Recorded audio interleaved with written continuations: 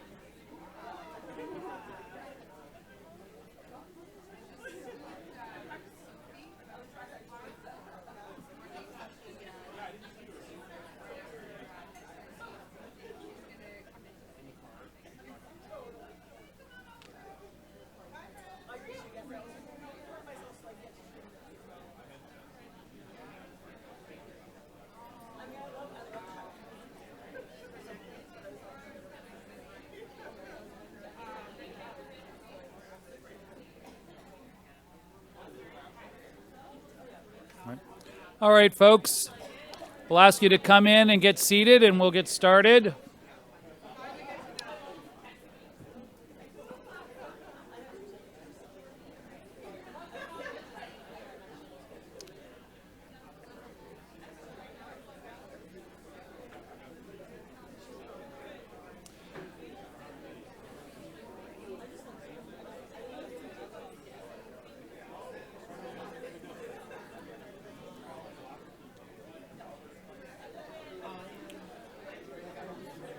All right, everybody, this is the home stretch. If I could get your attention, we're going to get started. Thank you for participating in the poll. Those of you who did, clearly Laverne Cox and Little Nas X are super leading. Someone just put in Daryl Sherman as their favorite 2SLGBTQI plus celebrity. Pick up the Globe and Mail tomorrow and you might be right. He might be on the cover. I walked in on a photo shoot and he was doing this for the Report on Business thing. We don't know whether they're going to go with that one or this one. Could be any of the above. Anyway, so thank you for that. I wanted to talk just quickly about one of our long-term partners and a partner certainly of the summit this year that's made a huge difference. And that's the Diversity Institute at Toronto Metropolitan University. They have been a recipient of funding from the Government of Canada through the 50/30 Challenge Ecosystem Fund. And the goal of that program is to challenge Canadian organizations to increase the representation and inclusion of diverse groups within their workplace while highlighting the benefits of giving all Canadians a seat at the table. So far, they've had 2,000 organizations sign on, and they are one of our exhibitors there. So if you want to learn more, please feel free to stop by and ask them. We are going to have a moment with some of our diverse suppliers. So I'm going to ask AJ up to do another session with us now.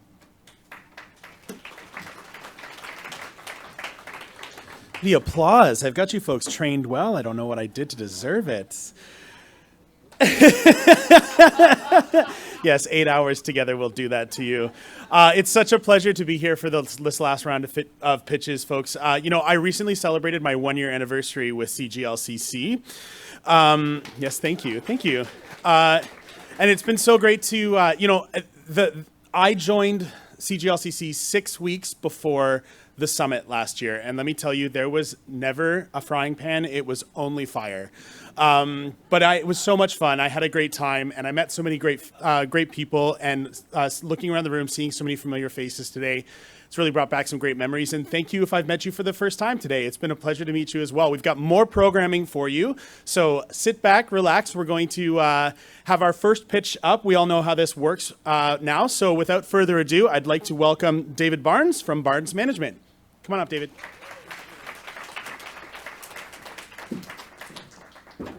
Well, thank you very much for this opportunity. So I want to tell you a little bit about BMG, Barnes Management Group. And I'm going to start by saying when one door closes, another one opens, right? Sometimes the hallway can be a bit of a bitch, but we get there eventually. So my background was child welfare, social work. Spent 25 years inside of child welfare organizations until I came out in '98 when I was let go because of being gay. And I had a staff of over 300. I thought that would have been my life's career. Well, it's not. But something else really happened that really spawned my whole passion around moving forward together. And that's how we created BMG. It's a consulting organization that really focuses on shared leadership, bringing together experts to make a difference who share what we like to say heartfelt, people who really care. Now, we think differently, but we have common values. And so our organization made up of associates who come together with expert knowledge and backgrounds, be it First Nations, EDI work, as we say, a whole range of activities. And we work with all levels of government. And we do a lot of work with First Nations. And for me, that has really enriched my experience. And the people that we attract, and so many people have talked about this today, that when you share your authentic self, you attract people, like-minded, like-hearted people. And it's incredible to see the number of people that over the years have come together and we work together on projects. We put together expert teams based on the needs. So for example, years ago, I did a study on the far north looking at remote funding for child welfare organizations through First Nations. The Human Rights Commission picked it up and they wanted it upgraded, so we did a whole new study on child welfare funding. And I know nothing about the economy that's going to drive this, but we brought together the right people. And that was so exciting. And then just recently, or a year ago, we did an evaluation of the Toronto Early On program, the I see I'm nervous a little bit up here, SLGBTQIA plus review. And again, it was to make early on programs more safe for families to come there with their children. And so that was really exciting. And then through our Indigenous lead and all of the various areas that we talk about, we have leads for. So in the Indigenous space, we had the privilege recently to develop a toolkit for women leaving shelter systems as part of a project honoring missing and murdered Indigenous women. And it was so exciting because just this week, actually, one of the workshops that you offer, or the webinar, was around making a pitch. Cut you off, David. We've got way over 2 okay. minutes. Way over. See, I told you. Yeah. See, David, No, and matchmaking. But before I leave, I cannot leave until every one of you asks me about this program that we do in corporate social responsibility. And it's really about making a difference, human connections, bringing people together, Canadians and refugees together, building bridges. So if you have a moment, I've got lots of information to share with you about that. Thank you for that 3-minute pitch, David. Next up, are you both coming up? I'm sorry, I forgot to confirm. Both of you? Yes. Okay, so next up we have Marcus and Tennille Brown from Brown Consulting. Come on up, folks. 2 minutes. All right. Starting now. Hello, everyone.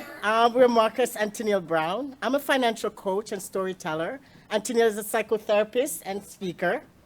I worked for several years as a financial advisor at the bank, and Tennille worked for several years as a manager and professor at a larger college.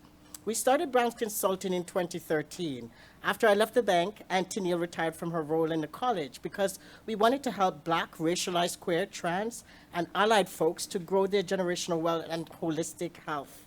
So we did not work together for the start of the business. We worked separately initially. So then one day I received a call from my mom, and she said that she dreamt that Tennille and I should work together, and so we did. Since then, our company has grown from a small business to a corporation, and some of our signature services are inclusive financial workshops, leadership coaching, anti-oppressive training, and we create customized courses, and we are still growing. We are growing, and some of the exciting projects we've had the chance to work on, we're working on a 2-year project with settlement sector workers in BC, training them on anti-oppressive communication. We've been working with the University of Toronto's Faculty of Medicine, creating a toolkit for healthcare centers and identifying best practices around anti-racism. And folks, at Brown's Consulting, what we believe in is the power of potential and possibilities. What's possible for our growth and our healing? What's possible for greater understanding of each of our lived experiences and our needs for unity? What's possible for collaboration and allyship? So our services provide the skills and the expertise and the support to realize our collective potential in addressing oppressive harm.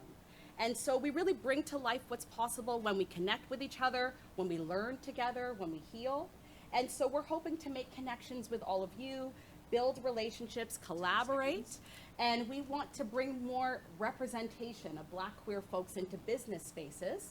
And so hopefully we can make a connection. We're looking for new business opportunities, opportunities for us folks to increase their awareness about what we do. So I brought business cards and not bringing them home.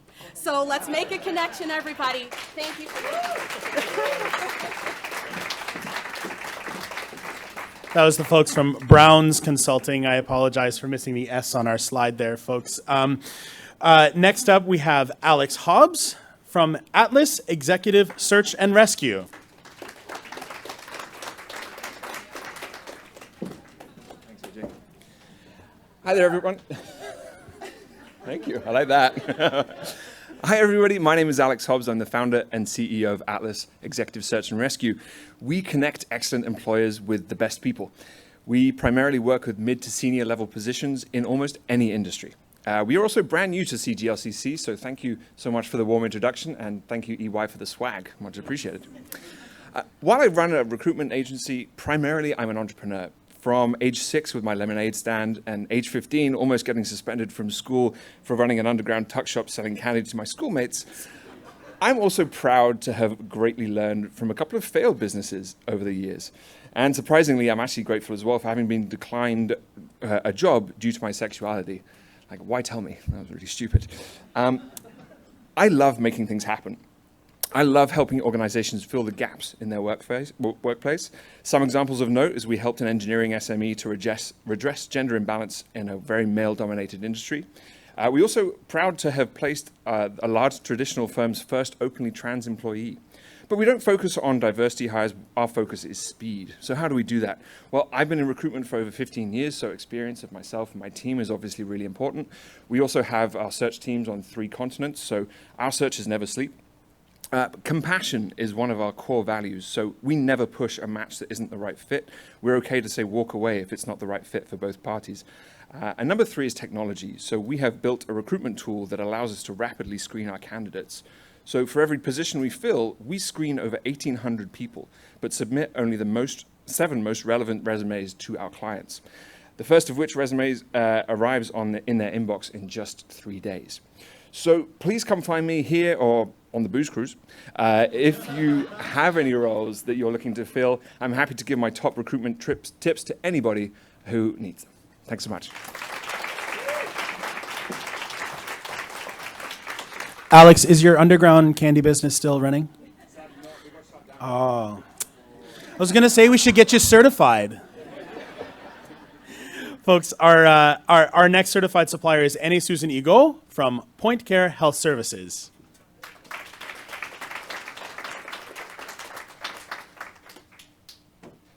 Good afternoon, everyone. My name is Annie Susan Ego, and my pronouns is she, her. I'm the CEO for Point Care Health Services, Inc. To begin with, I want to say thank you to CGLCC for this opportunity that they've given to me as a Black African immigrant LGBTQ woman, to have this opportunity to stand here and be able to express myself freely and be myself. Thank you. So Point Care was established in 2021 during the COVID. I'm an instructor. I teach the PSW program, so I place students in facilities, nursing homes to do their placement. But because of COVID, they could not go and do placement. So that gap was there. Most of the facilities, they didn't have enough staffing. So that brought about Point Care. So we're a staffing agency. We recruit nurses, PSWs, DSWs. We send them to group homes, nursing home, companionship as well. We provide companionship as well. One-on-one, we do all that as well. Why Point Care? Why us? What we do that is a little bit different from other organizations is we train our staffs. We have in-house training. We train them for CPI, which is Crisis Prevention Intervention. We have CPR as well. We do surge learning as part of our hiring process. We make sure that all our staff are all vetted. We make sure when we're choosing our staffs, we make sure they have that compassion. It's not just about go in and do the job, but then they're going in there and providing person-centered care to us, to our partners as well. We do have case managers as well. Our case managers will go home and do assessment to make sure that the kind of care that our staffs will provide will be what they need. Now, everybody have family members that need care, old, young people with disabilities. You have a friend. If you don't have anybody, you have a friend. Please refer us. You can reach us at pointcarehs.com. That's our website. You can reach out to us, and we'll be happy to provide the services. Thank you. Thank you, Annie Susan, and thank you for your kind words. We're here because of you, so thank you for joining our community as well. Folks, just before I invite our next pitcher up, I forgot to mention that you can snap a picture of this QR code here to sign up for matchmaking. Just remember, if you are not certified with CGLCC, to please register as a buyer. So next up, we have Emily Lennon from Uphouse.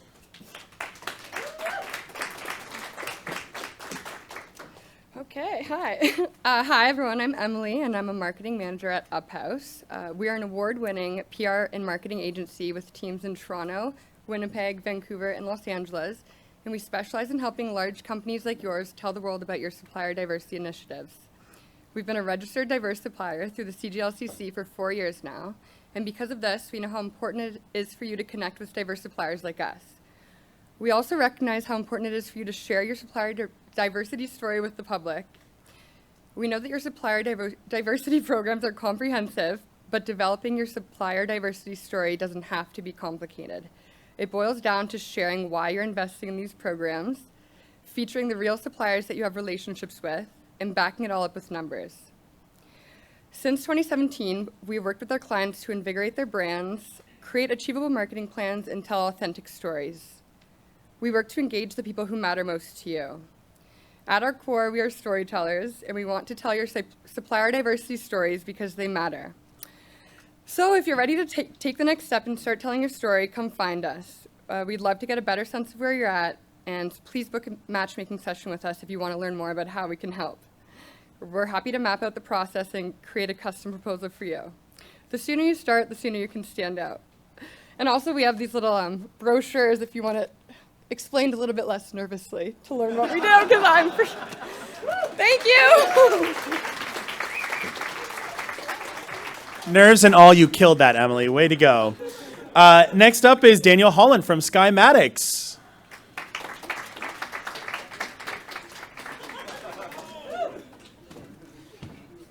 Is this the only one working in the center here? Okay. Okay. So I'm one of the traveling in pairs presenters today. So this is a little micro celebration of allyship and its role in our business. So I wanted to ensure that I recognize Megan Boyle. Her pronouns are she, her. She's a member of our management team, and she accompanies me to all the big gay things. And so she's quite happy. My name is Daniel Holland. My pronouns are he, him, and sometimes Tammy on weekends. And I've been a member, I think, less than a year. Less than a year. Rainbow registered as well, and doing a lot of things that I would probably be doing less well without CGLCC for a number of years. So I'm just going to let Megan tell you a little bit about what we do, our core services, and then I'll come chiming back in and give it a little bit of context, and hopefully do it within 2 minutes. We won't. We won't. 1 minute now. So just really briefly, Skymatics is a unique breed of digital marketing agency that designs and delivers innovative ROI-driven marketing and communication services. So our commitment to our clients and to each other within our company is really just to put inclusion, diversity, equality, equity, and accessibility in the center of everything that we do. So that means that we embrace this challenge every day with our clients and with our teammates. And we don't just visualize an inclusive economy, but we want to be that foundation that that inclusive economy can be built on. We're here as members of the LGBTQ plus community, as allies, and our team has kind of a list that will take till, midnight if I went over it of neurodivergencies. So we've all really kind of come from a place in our jobs and our positions so far where we haven't always been accepted and loved, and we've come to Skymatics kind of as a team where we all are included now and we love each other and we kind of bring our clients on that journey along with us. Oh God, Daniel, go. Wow, You okay. can do it. Okay, I'm going to skip the other positioning stuff. So some of the work that we do, which is important because a lot of the corporate attendees here are our clients and do similar kinds of work. Everything we do matters in a sustainability context. So we either work in environmental sustainability, social, or environmental. We've taken on big alcohol and its targeting of our community to have them invest more meaningfully, and we're working with a couple of global clients on that. Inclusion in sport, I'll come and talk to you independently. Love you guys. I think that's it. So just be the change you want to see. Bye. Thank you.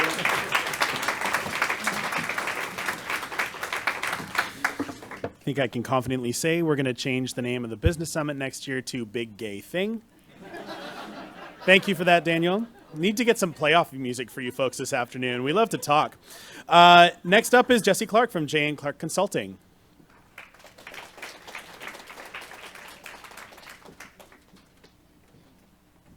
Thank you, AJ, and thanks for your faith in me as you called me as I was pulling on Princess Street and saying, "Don't worry, actually, I'm going to be here. I'm arriving right now in my car." But I'm really grateful for the opportunity to be here today. My name is Jessie Clark. My pronouns are she, her, and I am the founder and CEO of J & Clark Consulting. And we are on a mission to empower Canada's social impact sector to work more effectively with government. So there's a lot of charities, nonprofits, and social enterprise organizations in Canada, but very few of them get access to government funding and policy engagement. Those who do get charitable funding are often the top tier hospitals, universities, et cetera. But there are many, many voices and important stories that community organizations across Canada are telling, and many, many populations that are being served that do not get access to, high price consulting, to big GR firms, or don't have the resources to have a dedicated government relations expert in-house. And that's where we come in. We're all about training, coaching, mentoring, building the capacity of people in these organizations so that they can feel confident to speak up in front of government, to elevate the voices of their communities, and to go for government funding and get it. We've been around for 2.5 years. Our revenue has more than doubled in that time, and we've had more than 20 clients who themselves have, with our help, accessed millions of dollars in funding. I would love to talk to any of you. I'm super excited to be here. I'm also a new member of the chamber, and had to come very late today because my kid had an exam. But it's wonderful to be here, and I look forward to meeting all of you afterwards. Thank you. Did I do it in 2 minutes? No, under 2 minutes. Oh, I talk too fast, so that's probably... You're the first one. Thank you for being on time. All right, folks, and last but most certainly not least, Aaron, don't forget you promised me magic tricks. Aaron Cruikshank from CTRS. Thank you, AJ. Good afternoon, everyone. I'm Aaron Cruikshank, the rock and roll bad boy of market intelligence. My pronouns are he, him. Thank you to CGLCC and all of you for welcoming me to this community. I'm more recently out as part of the Alphabet Mafia. Feel free to follow me under B. I'm here to talk about CTRS, which is a company I founded 20 years ago. Our company is a certified supplier. AJ recruited me, so I'm a certified supplier to the register, not the community. He's cute though. And so we're part of the community. We're also a certified B Corp. We're a certified living wage employer, and we're a certified disability employer. So if there are any certifications that I haven't mentioned that you think we should get, come see me after. And we're in the business of market intelligence. So what does that mean? Well, our customers come to us and say, Aaron, how can I make people come? Buy our products and services. Sorry, I skipped a beat there. That means we look at all the data points external to your organization, help you make strategic decisions that can help you enter new markets or offer new products to markets that you're already selling to. We use open source intelligence, human intelligence, traditional market research, and various other techniques to get results from that other firms just can't get. Our team is made up of former law enforcement, journalism, economics, and communications people. So we got a whole bag of dirty tricks that we use. Now our clients, traditionally these are tools that are used by blue chip companies, and what we found was missing is for smaller organizations to have access to these tools. So a big part of our mission is to try and democratize these tools and make them accessible to smaller businesses, not-for-profits, and all kinds of people that need it. So now we're embarking on an ambitious journey to scale our business up to 100 times the size it is now in the next 12 years. And we're looking for strategic partners that align with our values and vision. We're open to collaborations. We're looking to be introduced to new customers and new partners that you think would want to work with us, especially anyone who wants to work with us to help balance people, planet, and profit. We're all in this together, and it's an exciting path, and together we'd like to make a more prosperous future for everyone. Thank you.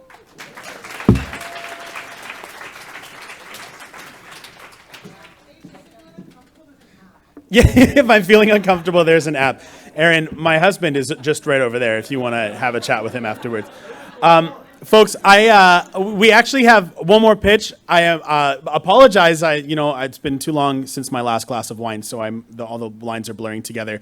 Nick Katz from St. Nick's Productions. Come on up.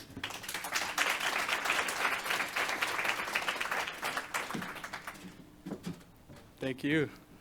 It's a pleasure to be here, everybody. I just wanted to give a big thanks to the AV team. You're all doing amazing work.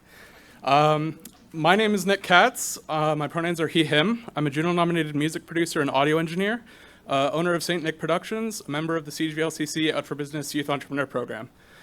In 2015, I moved from Calgary to Toronto to study a bachelor's in jazz and commercial music performance on trombone.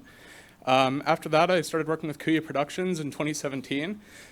Who's a multi-platinum production team responsible for songs like Alessia Cara's Here, Drake and Rihanna's Too Good, a bunch of K-pop and other stuff like that. While working with them, I've had the opportunity to work with Ralph, Bella Porch, and Luke Halla, alongside many other amazing artists. But unfortunately, in April of last year, our home studios ended up flooding and we were evicted. And I moved out to Sarnia to start a strategic partnership with one of my college best friend's parents. Out there, we're working on making a cultural and creative hub in an 8,100 square foot space. It's going to consist of a recording studio, live venue, digital broadcast station, rehearsal rooms, gallery space, all sorts of things like that. And over the last year, I've just been working on planning to put all of that together. And I look forward to getting to chat with all of you a little bit more about what I have planned.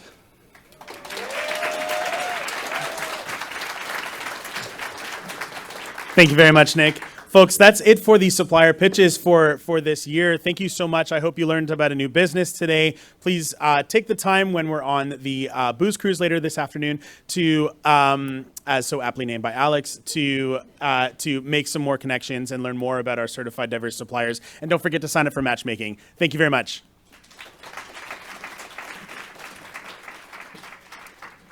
All right, we have one more quick presentation before we get to our final keynote of the day. I'd like to ask Zach Pendley to come up. He's a partner and senior vice president with Ernst & Young and a long-term member of our board. Good afternoon, everyone. And one more round of applause for all those who just did that pitch. It was great. So on the topic of pitch, it's one of my favorite things that we do at EY is the partnership with CGLCC to do a pitch competition every year where we invite 9 to 10 LGBT entrepreneurs to come in and pitch their heart out and actually compete for real prizes. And so today we have the opportunity to actually announce the winner of this year's pitch competition. We're in the sixth season of doing this, which is incredible. And when we look back, I was adding up the numbers. So to date, we have given $30,000 of scholarship money to 2SLGBT business owners and entrepreneurs. Pretty incredible. In addition, we've given attendance to more than a dozen attendees to either the NGLCC or CGLCC conference as well, and we're going to do more of that here today. But before I do that, I have to recognize a few people who are critical to this program, and I'm actually going to ask them to join me on stage for when we announce the winner. The first would be Lindsay Swanson, who actually is the brains behind this entire operation, and who is officially stepped into this role. So Lindsay, come on up. We also have two of our long-standing judges and mentors. When we go through this pitch competition, we actually pair our finalists with a mentor, someone from our firm who spends time with them refining their pitch and really supporting them as they kind of scale and grow their business. And so I'd like to invite two of our judges and mentors to the stage. Stacy and Joe, come on up.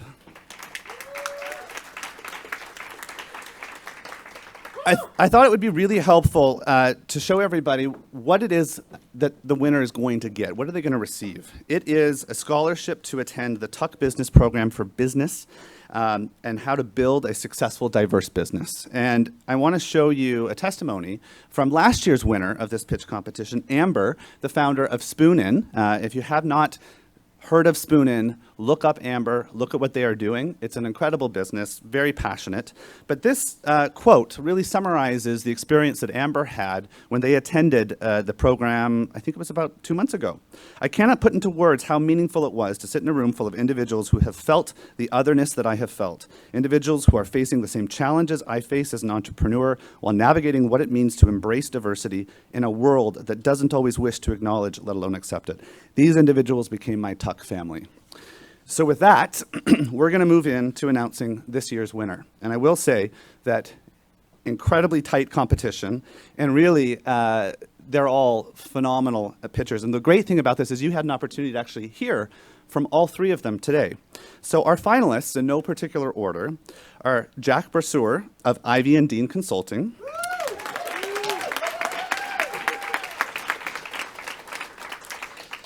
Aaron Cruikshank of CTRS Market Intelligence, and Kim Ng of Butte.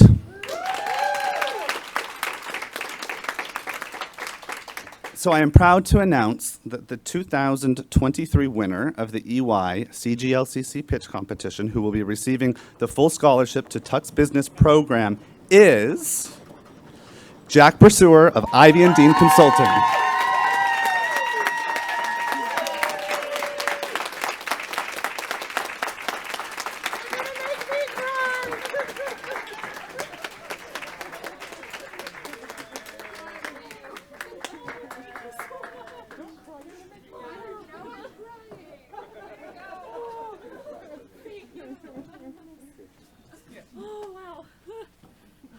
Holy cow.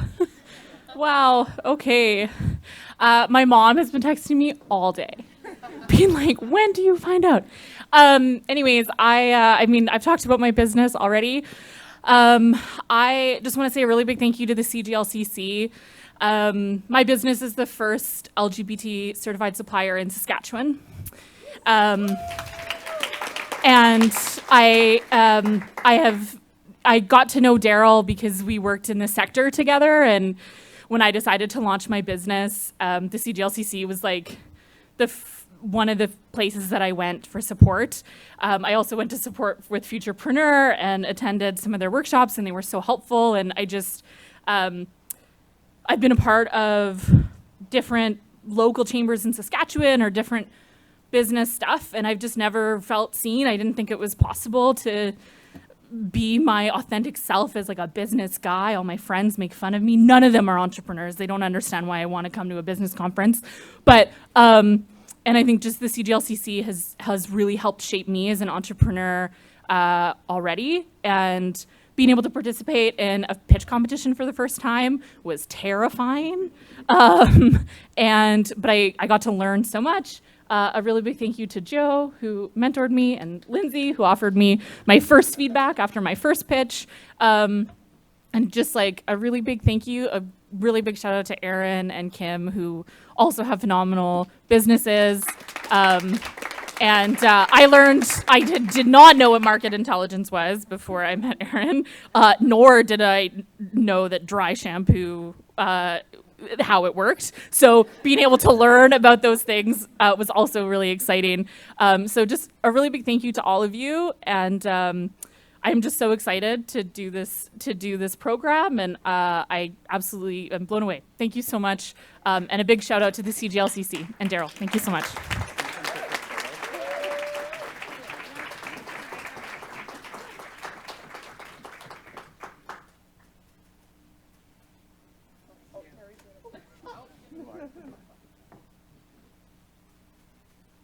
I did forget to mention one thing, which is that Aaron and Kim are both receiving full access passes to their choice of either the NGLCC conference next year or next year's CGLCC summit as well. So congrats to Aaron and Kim. And come be a part of the pitch competition next year. I saw a lot of good pitches. Let's see who can win next year. Thank you so much. And that goes for all of you online watching too. Come join the pitch competition next year. You can feel the vibe in the room. It's very, very good. Those of you at home, I hope you're getting a sense of it as well. So we have one more final keynote, and we're going to get to it pretty quickly. We're going to end the day with what's called an intersectionality love story, and we're going to have a presentation on challenging the status quo. And we're going to be joined via Zoom by Joël Dickinson, who is the President and Vice-Chancellor of Mount St. Vincent University. And her presentation is really her story. So I'm not going to say too much more. I'm going to let her tell you all about her life.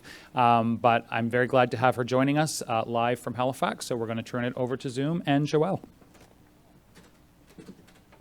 Thanks so much. Can everyone hear me in the room okay? I did a sound check with my wife earlier. She told me I looked like a pilot, but the sound was better this way. It's okay. I'm gonna take that as a yes. So I'll get my slideshow up here as well. And I have a little bit of a warning, two warnings for you actually. Just one second. Can you see that now? Yes. One warning is that I gave the slides, my draft slides, to my comms team.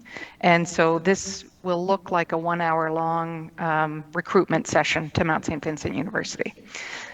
The second warning, and I can't see the crowd right now because all I can see is my screen. Just one second. Ah, there you are.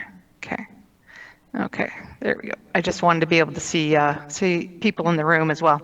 The other warning is that while I've given a similar talk to this to maybe a few thousand people over my career, I've never given it to this much family before.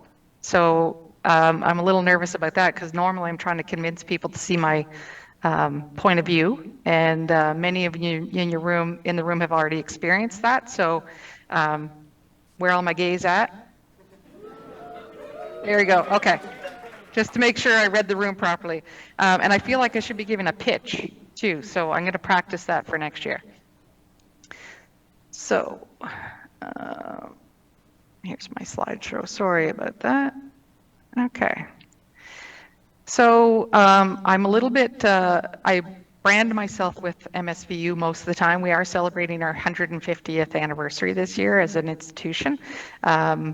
So I'll get into that a little bit in a minute, but I just wanted to show off my Joël, I'm so sorry to interrupt. We just wanted to let you know that you are in presenter mode right now, so we can see your first slide and your second slide. If you want to keep people nervous about what's coming up, you have to switch. I do. Yeah. And can you give me an indication on how to change that? I believe that there's a way that you flip your screen. It's showing in swap displays. Yes, thank you, Peter. There we go. Now I'm going to have to look to the side, though. That's going to be okay. I can do this. So, all right. And most of the time, I won't have to look at this anyway. So I thought I'd give a little bit of a background. So my first experience with the LGBT community was when my brother came out to me at the age of 16. Unbeknownst to me, he'd come out to my family shortly before that, and which is why he was no longer living with us. And so probably for that reason, I didn't come out until I was actually 28. I was married to a man, but it was a phase in university. I'm sure many of you experienced a similar phase in your lifetime. And so my early days kind of in grad school were experienced as a heterosexual woman living in a very unhappy marriage. And so I was most of the way through my studies before I actually came out. And for that reason, my sexuality didn't really shape my early work. And so I was studying cognitive processing of language acquisition. It sounds as interesting as it is.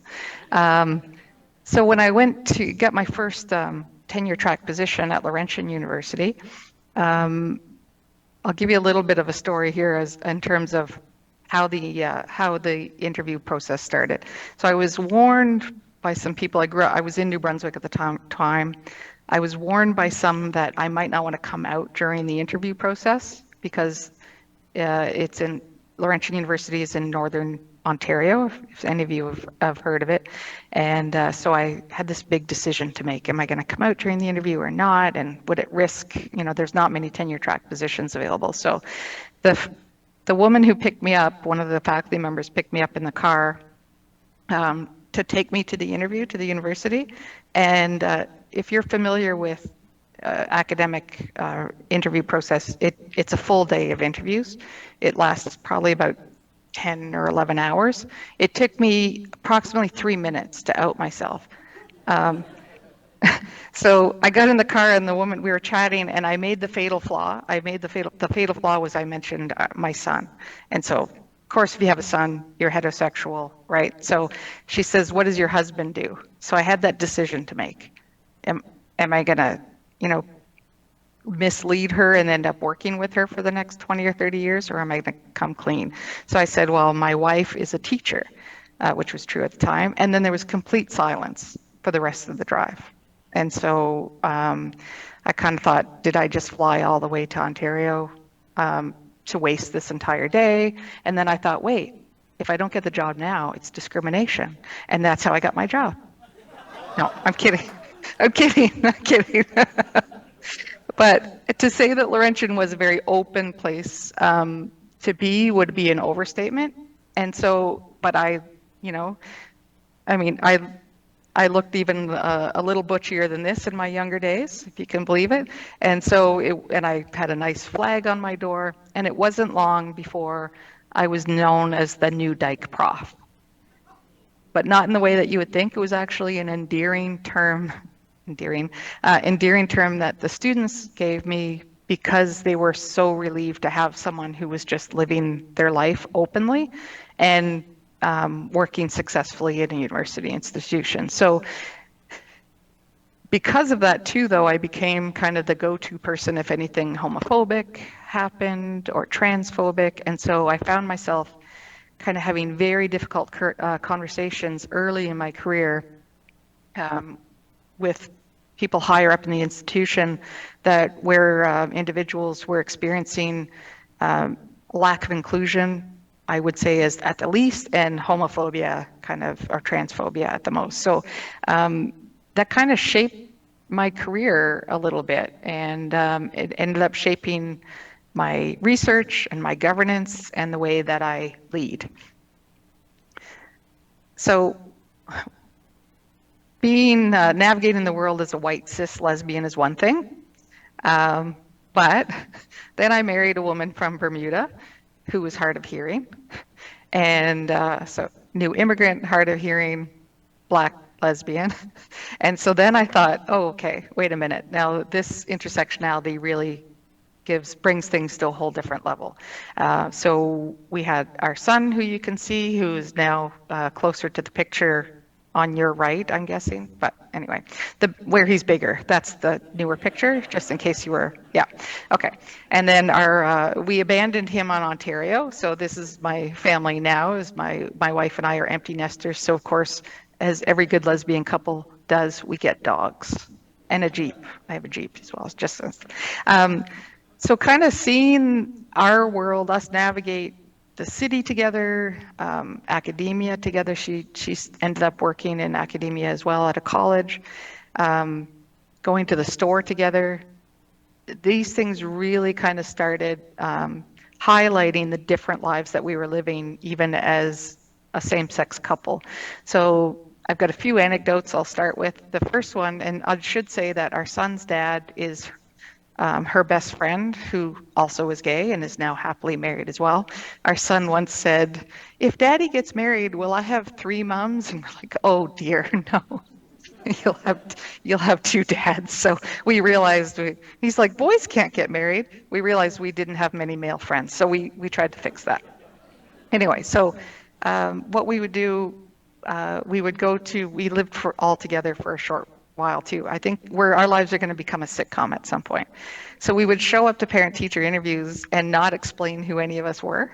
So it's just our son Kennedy and his 3 parents all just sitting there, and you could see the teacher kind of looking at each of us, trying to figure out the narrative. We realized that I was seen as the new wife, and my wife was usually seen as the ex-wife, and that we were all kind of navigating this together.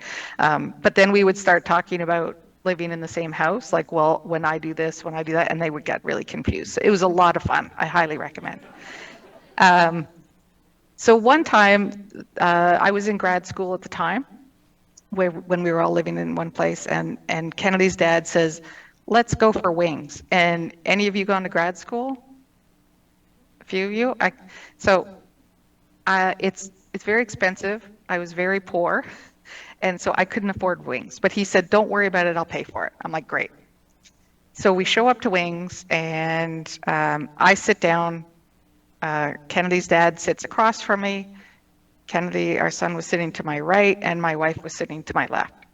And so we all ordered, and at the end of the dinner, the waitress came over and she brought us 2 bills. And she put one bill in front of Kennedy's dad and the other bill in front of me. On Kennedy's dad's bill, it had him, our son, and my wife on it. And I got just my bill. And so I thought, so we started having this argument. I'm like, if any of us get to be straight, why isn't it me that gets to be straight? Why can't I be straight with David? Why does it have to be you to be straight with David? So we were arguing, and then we realized, so both my wife and my son's father are people of color. So of course, if any of us are going to be together, it's the 2 people of color. And then the poor white lady is here just as a tag along. And so we learned very quickly that people's way that they view us got very confused due to that intersectional lens. We've also, every time we go to the grocery store together, which isn't as often now that I found Instacart. Anyone else with Instacart? No? Okay, we'll have that discussion. Okay, good. We'll have that discussion later. Okay, so we go to the grocery store, and I would always pay, and my wife, because I make the big bucks, she says, and my wife would go to pack the groceries. More than a dozen times, I've gone to pay, and she goes to pack the groceries, and a few times the cashier has actually reached out to physically stop her from stealing my groceries. And so, again, like there's this just assumption. We go to restaurants, they look to me at the very back with her family, and they say, "Have you been seated yet?" They look past all of the people of color to me in the back and say, "Have you been seated?" I'm like, "I'm with them." And so, very, very often, the intersectionality comes out. So we did what every good lesbian couple does, is we became professionally gay. And so we weren't going to go into the closet, and we decided that due to our experiences together as a family, we started giving inclusive leadership training, safe space training, anti-racism training, so on. Often when we would present together, we would I would do the LGBT safe space stuff, and she would do the anti-racism stuff. And then at the end, we would tell them we were together, and people were shocked because, she's the black one. She can't be gay too. That's just too much for people. And we've also written together? Oh, look, I have a copy of my book right here, of the book right here. If you want to just happen to, I don't know what that's doing there. My EA must have put that there. So, so this is how, this is kind of set the tone for, and created that, I guess, I want to say obligation or opportunity, I'm not sure, to kind of take on more advocacy work and so on in my work. So what I thought I would do, since normally I'm trying to train people to kind of understand my perspective, but what I thought I'd do is go through some of the exercises that I sometimes do to give you some skills or some ideas on how you might also be able to get people to understand your perspectives in your business. So I won't get you to do this because I know I'm standing between you and a booze cruise, and I know that many of you are already kind of have a lot of experience with this. So in this exercise, what I typically would do is have small groups of people join each other, or sometimes in pairs, and just ask you to say, okay, the rules are you have to talk about either what you did last weekend, or if you did nothing last weekend like I do, but sit by myself on my couch and drink wine and eat chips, then talk about what you're going to be doing the next weekend. And it has to involve people, and you can't use any proper names or gendered pronouns in your discussion. And so I would force, typically a very large room of mostly cis heterosexual people into having conversation with each other where they would not be able to just freely speak as they normally do. So and I often gave the example of me having to out myself in the first 3 minutes of an interview prior to that. So they kind of understand what the stakes are, and then you force them to have this conversation. And then I walk around the room and listen in. And what happens is often they enter a sentence and realize they have to go back and edit the sentence. And then I tell them, like, that's it, you're done. It's the second that you've done that, you've added yourself. And then you get them to kind of talk about that experience with each other and as a group, and they realize just how much, because often I get the question, well, why do you need to talk about your sexuality so much?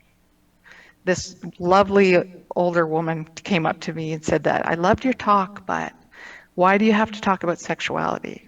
So I said, maybe you're right. Don't worry about it. And I said, so what are you doing tonight? And she goes, well, I'm going to dinner with my husband. I go, whoa, I didn't need to know about your sexuality. I was just asking what you're doing tonight. And then kind of a little light bulb goes on there. I just threw in a slide of a quote with Melinda Smith, because what EDIA Day is complete without a quote from Melinda Smith. So I often will give some kind of inspiring thing here. I will read it for those of you who don't have your glasses on.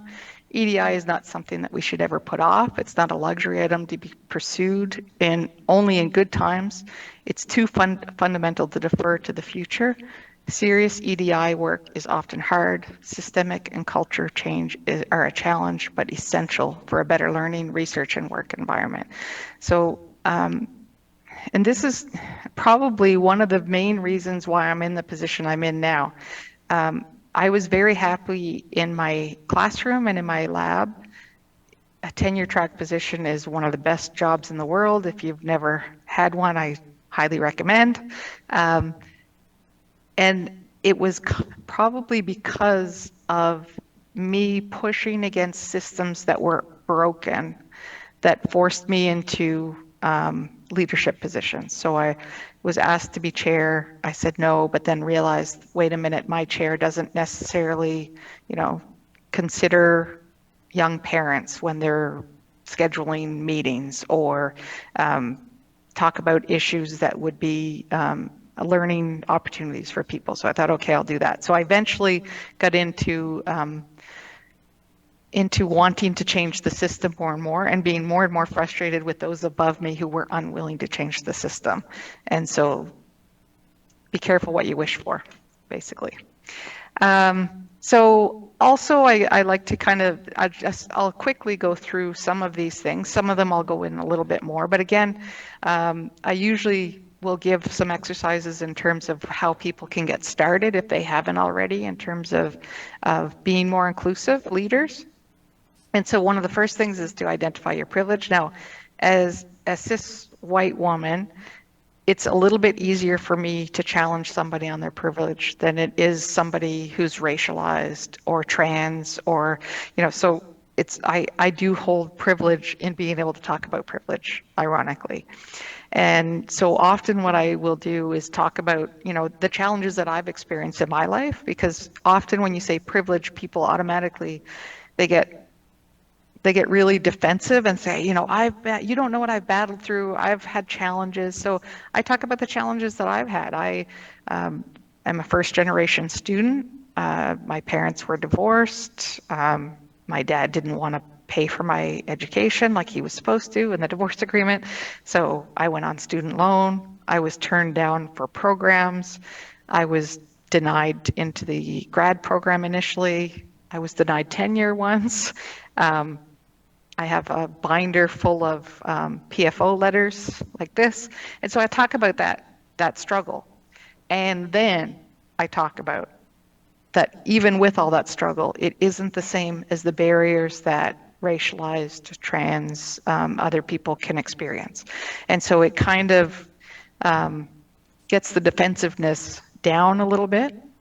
And then also one of the other things that I'll do is my wife, who I've already identified as Black, immigrant, hard of hearing, she's also a cancer survivor.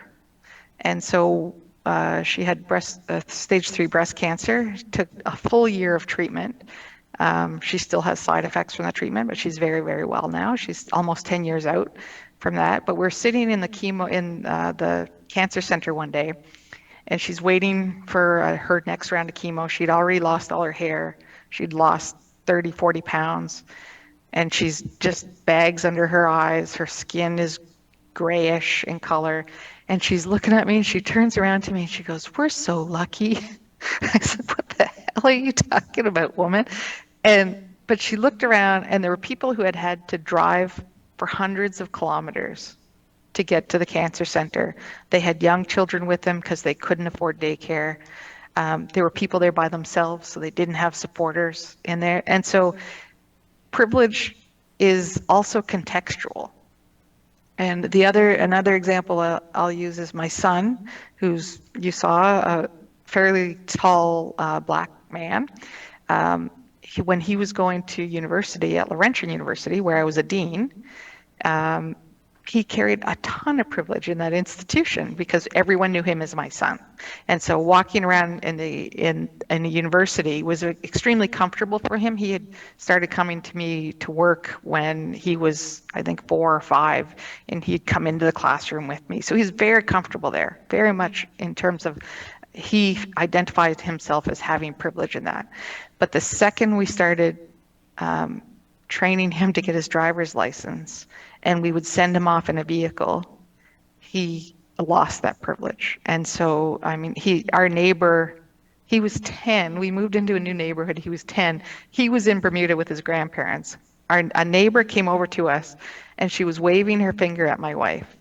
"Your son," she kept saying, "your son," who she had never met, "he cut me off in the car the other day and then flipped me off, and he needs to be careful." And so we kept trying to interrupt her and say, "Our son's 10, he's not in the country." She was convinced that it was him who had cut her off. And she had never laid eyes on him. But my wife was the only Black woman in the neighborhood, so the young Black man who cut her off must have been our son. And so there's that, in one area, you've got a ton of privilege, and the other, you lose that privilege completely. So identifying your privilege and help, or if you're trying to get someone to kind of understand theirs, you can talk about that contextual thing as well.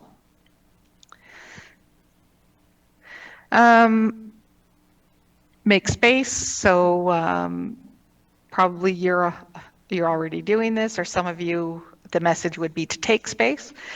So for example, when I was asked to do this talk, I had my meeting in terms of what was expected. One of the first questions I asked was, are there diverse speakers? And if the answer would have been no, I was ready to put forward some racialized LGBTQ2S individuals that I know that do this work. So just making sure that, you know, if you're on a panel or a manel, look around, make sure there's more diversity there. Be willing to step down and offer up and say, you know, become sponsors of people. Sometimes making space just means saying something positive about somebody who isn't there, who, you know, somebody's business, in your case, trying to create those opportunities for others. So I used to use my own example about eliminating microaggressions, you know, how many times people say, what does your husband do, all that type of thing. But someone showed me this microaggression video, and so I am going to play it here. And I know I'm not going to go over in time because I know that guy is going to come up and tell me I'm out of time. That from the pitch thing. So if I'm not worried at all. So I'll just play this video. It's pretty quick. And I think I have it right so that the audio will come on from, because I've set it to share my audio. So let's see. For people who still don't think that microaggressions are a problem, oh, you're so well spoken. Oh, just imagine, instead of being a stupid comment, a microaggression is a mosquito bite. Ugh, it's a compliment. Mosquito bites and our itch are one of nature's most annoying features. But if you're only bitten every once in a while, no, where are you really from? Cleveland. Sure, it's annoying, but it's not that big a deal. The problem is that some people get bitten by mosquitoes a lot more than other people. I mean, a lot more. Whether it's on a date. Oh, your English is so good. Excuse me? Going grocery shopping. You know, everything happens for a reason. Oh, yeah. Commuting to work. So when are you gonna have a baby? Watching TV. Or just walking down the street with your partner. I couldn't even tell you were gay. Mosquitoes seem to pop up everywhere. Do you know John? He's shocking. It's like getting bit by mosquitoes every day. Cut your hair multiple times a day. I know.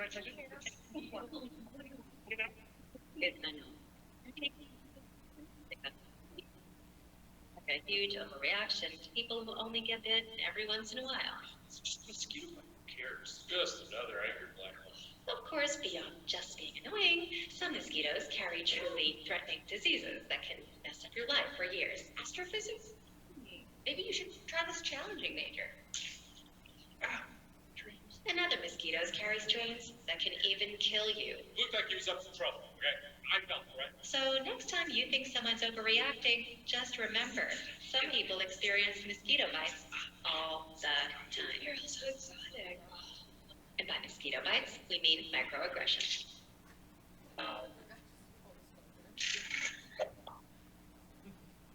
So hopefully you enjoyed that. I didn't know which one they asked my comms people to put that video in. There's one where there's a lot of swearing, and I know it would have been fine given some of the language that I saw in the room while I was watching the pitches, but they clearly were erring on the side of caution. So that's just a fun video that you can show that again. You know, and I know I sound very nice and I try not to challenge too much in my role right now. I wasn't always that way, and sometimes I do really like to just throw things in people's faces to shock them a little bit. I was at the president's university council. We have a president's session about twice a year. There's about 100 presidents of universities across Canada, and we have an LGBTQ2S group. And so I ran into one of the other you know, shockingly, there's this white middle-aged guy who's a president. I don't know how he got the job, but anyway, so he was saying, oh, where are you going? And I go, well, I'm going out to dinner with the gays. And he just, like, he didn't know what to say. And I finally had to let him off the hook. And one of my favorite things to do is when sometimes, I know it's hard to believe, but there are white angry men that come and start to raise their voice at me because I'm challenging what they have a grip on. And my favorite thing to do is say, you seem a little emotional right now. Do you need a minute to compose yourself? Yeah. it really shuts them down pretty quickly. So again, I would, it's a good thing to do. Check your biases. So this is again, and I get a benefit now because I said early in my career, I studied cognitive processes of language. Now, after getting more into advocacy and so on, I switched my research somewhat. It's still language processing, but what I do is evaluate the cognitive processing when you evaluate information that is counter to a schema. Really all that means is if it goes against something you would expect. So for example, one of the sentences I would use in my research is the mechanic dropped the wrench, so she bent down to pick it up. And if I connect, I'm a psychologist, but I don't like to talk to people. I don't trust anyone. So I just hook electrodes up to people's heads and get their brains to tell me what they're really thinking. And in that sentence, when the reader gets to the word she, there's a cost associated with it. So your language processing actually slows down, and we've used eye movement research too. And what the reader does is goes back to check the word mechanic, like, wait a minute, I must have read nurse, hold on. And then they go back and then there's a further cost. So basically, I have kind of the language and the research background to actually talk about biases in a way that is fairly innocuous as well, because as a researcher, lesbian researcher, when I was doing the reading, I do stuff like when Jane gets scared at the movie, so she reached over and gripped her wife's hand. My brain even does the same thing. And so our biases are actually created with the world, by the world around us, the media that we consume, the examples that we're given.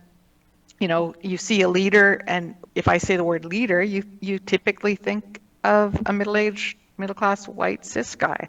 And so, I mean, a lot of you as business owners are actually challenging people's biases as part of the LGBT community. And so the more that we see that and the more that we provide opportunity, the less biases that will exist, because people will see different experiences and different examples of things. And so, anyway, that's probably a lot more technical than you want to hear before you go and have wine on a boat. So I will switch to that. And then just considering language. Language can be a very powerful anti-oppressive tool. One of the examples I give here is, shit, I'm going to forget. Okay, so my wife and I went to get our marriage license. It was like 3 or 4 years after gay marriage was legalized, same-sex marriage was legalized. What year was that? Anyone in the room? 2000. Yeah, I think it was. Okay.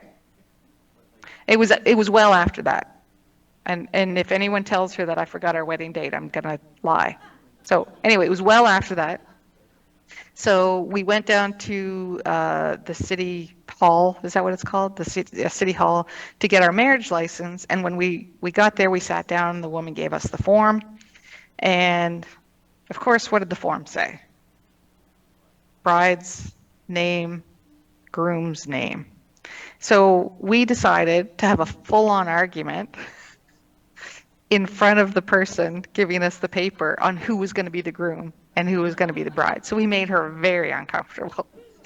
And so she's like, well, it'll be fixed when you get back, because we had to pick it up. We're like, oh, okay. So we really don't have to decide right now. So we just made it uncomfortable. So then when the woman went to get something else, I turn to my wife and I go, oh, did you know that there's a new African restaurant in town? And she goes, just because I'm black doesn't mean I'm from Africa. And then the woman was even just lost it. She hurried up so much after that. She just wanted to get rid of us. So, so language can be very powerful.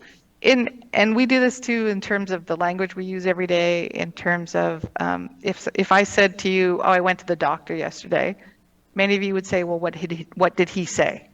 So there's this assumption about the language that we're saying. And then, you know, how many times have you gotten what does your, you know, insert opposite sex partner here do, and so on. So language can be very powerful. And then I also like to talk about what you do if you mess up. I I messed up a lot especially in my early days in my relationship with my wife. I actually once said to her very early on in the first few months, I was trying to explain something. I'm like, oh yeah, like when I was a kid, I had this ghetto blaster. And she goes, pardon? And remember, she's hard of hearing. So I actually then said, ghetto blaster. And I said it louder. That was not what she meant. So luckily, and this is why we're still together, I didn't say, lighten up, you know what I meant, or that's just what we called it back then. What you do say is, I'm sorry. You can ask, can you explain that to me if you don't understand? Except the explanation may not come immediately. I once had a guy say, we were both teaching summer session and teaching late at night from 7 to 10, and he's like, my wife's really upset with me because I'm not helping to take care of our kid. And I go, yeah, mine too, and like because I play softball too, and of course because I'm that stereotype. And I go, so she's upset with me too, and he goes, he's not even your kid, because I hadn't given birth to my son. And so I just looked at him and I go, I'm just going to pretend I didn't hear that. He goes, wait, what?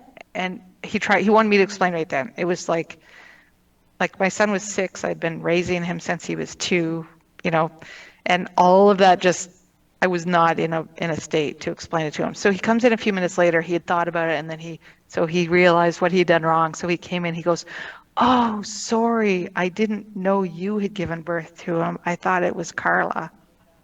And so I'm like, still no, and kicked him out of my office. So, yeah. So, and then what can you do if someone else messes up? You can do this. You can interrupt.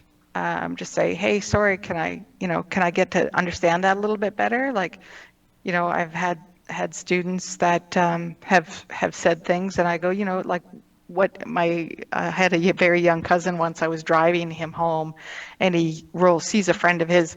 He rolls down his window. He goes, you look so gay. And I stopped the car, and he goes, what? And I go, well, what do you mean by that? He goes, stupid. I go, oh, okay, get out. You can walk yourself home. And so you can just question, well, what do you mean by that? And as soon as the person then tries to explain it to you, hopefully they do understand where they've gone wrong. You can then educate if you're in the mind space to do that. And then what's important for the other people in the room to do is kind of, if it's in front of a lot of people, is you can echo what the person says. I'm so glad you said something. I was uncomfortable with what was said. I'm glad you said something. And so what that does is kind of, makes it less comfortable for the person in the room. Even if they're going to feel the same way, they're a lot less likely to speak up later because they know that everyone in the room was uncomfortable. So what can I do here today? And again, this is, I know most of you in the room are already doing this. You're showing this by showing up at events like this, but be an active ally, be a role model, use inclusive language, speak up when it's safe to do so. We all know we've all been in situations where speaking up would have not been a safe thing to do. Be willing to have courageous conversations with individuals. Be proactive and not reactive in terms of that form, if you have forms with gender, but even in terms of accessibility. Another thing I did today was ask if there would be closed captioning options or FM systems for anyone who's hard of hearing.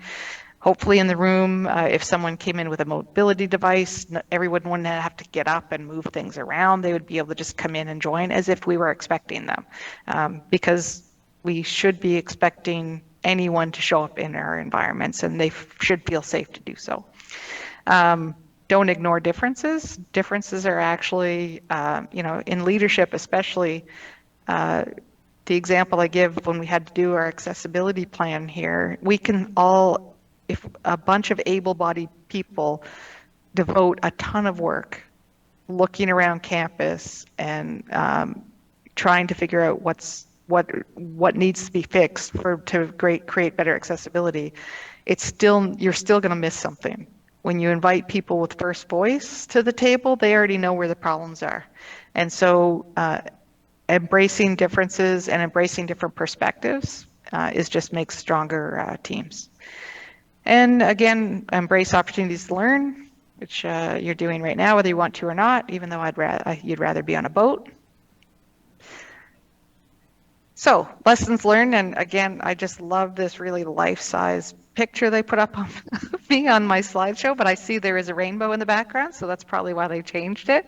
Claim your space and your place. Step into the unknown. I didn't get into too much today. Which I normally do is I still have a real fear. I call myself the reluctant leader.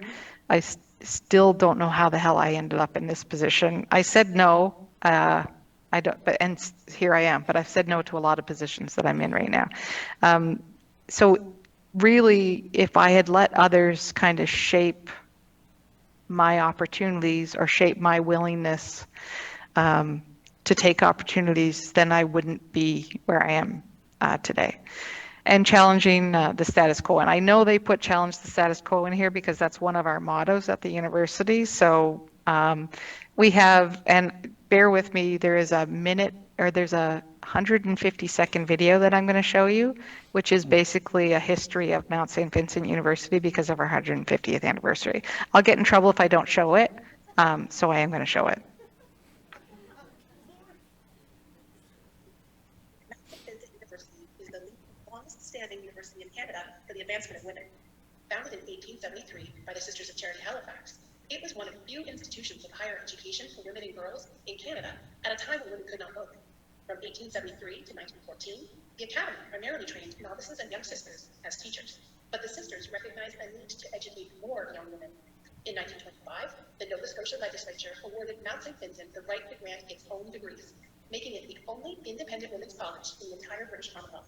By 1951, the college offered degrees in arts, secretarial science, music, home economics, library science, nursing, and education. Tragedy struck in January of 1961, when the main building on campus was destroyed by a devastating fire. The people of Halifax opened their hearts and their doors to support displaced students, while MSVU rebuilt. Soon after, the sisters established Therapist Day as a way to give back to the community. In 1966, the college became Mount St. Vincent University, and a year later began admitting male students. In 1982, MSVU broke ground in distance learning by broadcasting courses on television and having students phone in their questions and comments.